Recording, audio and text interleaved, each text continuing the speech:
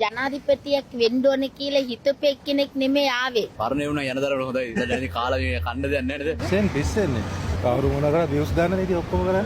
අර රජිත කඩේට ගියේ යන්නේ. එයාගේ අර කන්දානේ දාපු බුරියානි කඩේම පරාදයි කණ්ඩක් බෙක බල්ලෙක්වත් නැහැ. එයා දැන් ඡන්දෙ ඉල්ලන්නේ මොකටද අප්පා දෙන්නේ? මිනිස්සු දන්නේ නැහැ. එයා ගෑණි දානවත් දන්නේ නැහැ එයාට.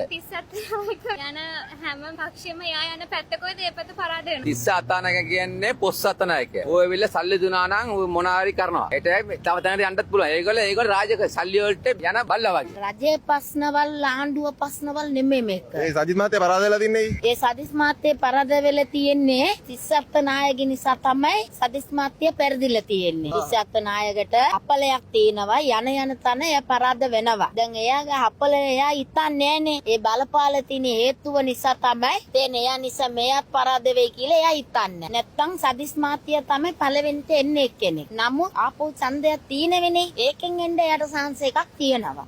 හොරුන් ඔක්කොම අල්ලලා කන පිට හෙල්ලෙන්න දාලා ආණ්ඩෝන තැනකට ගිහුවා නම් සල්ලි ටිකෙන් නිකන් වැටේ. පාරේන එකගෙන ගිහලා කුඩු පැකටක් දාලා පොලිසිය ඇතුළට දාන්න පුළුවන් නම් මා බැංකු මංකොල්ලකාරයෙක් කී කෝටි එකක්ද දෙකක්ද? ඒකෙන් හොයන්න බැරිද? ඒ බුද්ධියන්ස පරාදයිද ඒ වෙලාවට?